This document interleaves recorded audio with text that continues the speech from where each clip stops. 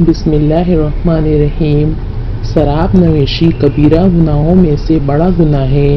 حضور صلی اللہ علیہ وسلم سے منقول ہے، آپ نے فرمایا، جس نے ایک گھونٹ بھی شراب کا پی لیا اس کی 7 روز کی نماز قبول نہ ہوگی اور نہ اس کے روزے قبول ہوں گے۔ شراب کے 10 نقصانات ہیں۔ شراب نوشی میں 10 بری خصلتیں ہیں۔ پہلا نقصان، شرابی کی عقل بیکار کر دیتی ہے، حتیٰ کہ وہ بچوں کا تماشا اور مذاق بن جاتا ہے۔ جیسا کہ امام ابن ابی دینا سے روایت ہے، فرماتے ہیں، میں نے ایک مدہوش کو دیکھا جو پیشاب کر رہا تھا اور پیشاب سے اپنے منہ کا مسح کر رہا تھا اور کہہ رہا تھا، اے اللہ، مجھے توبہ کرنے والوں سے بنا اور پاکیزہ لوگوں سے بنا۔ حالانکہ یہ دعا وضو کرنے کے بعد پڑھی جاتی ہے، جبکہ وہ پیشاب سے ہی وضو کر رہا تھا اور یہ دعا کر رہا تھا، اس کی عقل ٹھکانے کو نہ تھی۔ امام ابی دینا رحمۃ اللہ علیہ نے ایک شخص کو نشے میں دیکھا جس نے قے کی ہوئی تھی اور کتا اس کے منہ کو چاٹ رہا تھا۔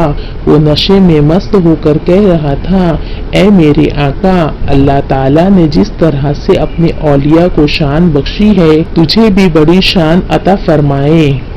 دوسرا نقصان، شراب مال کو برباد اور خراب کرتا ہے، بعد میں فقیر بنا دیتا ہے، جیسا حضرت عمر بن خطاب رضی اللہ تعالی عنہ فرماتے ہیں، اے اللہ، ہمیں شراب کی برائیاں جتلا دے، حالانکہ یہ مال کو برباد کرتا ہے اور عقل کو خراب کرتا ہے۔ تیسرا نقصان، یہ عداوت اور بغض کو بھڑکاتا ہے۔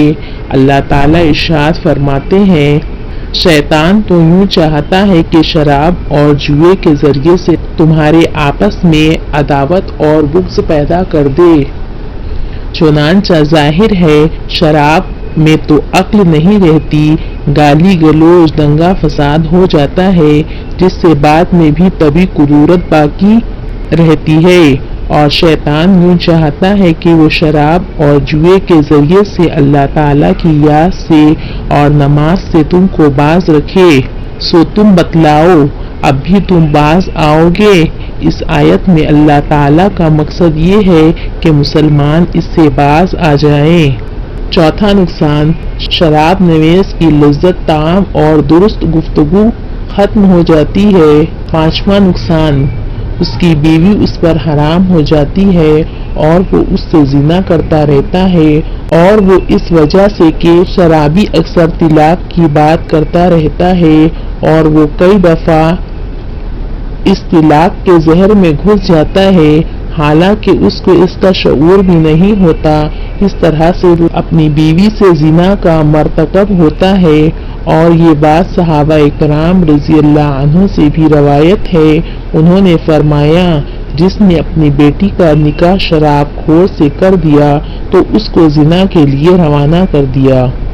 چھٹا نقصان، یہ ہر برائی کی چابی ہے جو شرابی کو ہر قسم کے گناہ میں مبلوس کر دیتی ہے، جیسا کہ حضرت عثمان رضی اللہ تعالی عنہ سے روایت کیا گیا ہے۔ انہوں نے اپنے خطبہ میں ارشاد فرمایا، اے لوگوں، شراب سے بچو، یہ سب گندے کاموں کی جڑ ہے۔ ساتواں نقصان، یہ شراب اس کو گندگی اور گناہ کی مجلس میں داخل ہونے سے اور گندی بدبو سے کرامت کاتبین کو اندھا پہنچاتی ہے۔ آٹھواں نقصان، یہ شراب خور کے اپنے جسم پر 80 کوڑوں کی حد واجب کرتی ہے۔ اگر یہ سزا اس کو دنیا میں نہ لگائی گئی تو آخرت میں سب لوگوں کے روبرو لگائی جائے گی۔ نواں نقصان، یہ شرابی کے اوپر آسمانوں کے دروازے کو بند کر دیتی ہے، 40 دن تک نہ تو اس کا کوئی عمل اوپر جاتا ہے اور نہ کوئی اس کی دعا سنی جاتی ہے۔ 10واں نقصان، اس نے اپنے آپ کو اور اپنے دین کو خطرے میں ڈال دیا، اس پر اس بات کا خطرہ ہے کہ موت کے وقت اس کا ایمان نہ سلب کر لیا جائے۔ جیسا کہ ایک شرابی کی موت کے وقت حالت یہ تھی کہ اسے کہا جا رہا تھا کہ لا الہ الا اللہ پڑھو، وہ کہہ رہا تھا تو بھی پی اور مجھے بھی پلا۔ حضرت عبداللہ بن مسعود رضی اللہ تعالی عنہ سے ذکر کیا گیا ہے، جب شرابی آدمی مر جائے تو اس کو دفن کر دینا اور مجھے پابند کر دینا۔ دفن کرنے کے بعد اس کی قبر کو کھودنا، اگر اس کا چہرہ قبلے سے نہ ہٹا ہوا پاؤ تو میری گردن مار دینا۔ یہ تو اس کی دنیا کی سزا ہو گئی، آخرت کی سزا تو شمار سے باہر ہے۔ اس کو جلتا ہوا پانی پلایا جائے گا، زقوم کھلایا جائے گا، دوزخیوں کا دوزخ میں جو پیپ خون وغیرہ نکلے گا وہ نچوڑ کر پلایا جائے گا۔ اس طرح سے اس کو اور کئی بھی عذاب دیے جائیں گے۔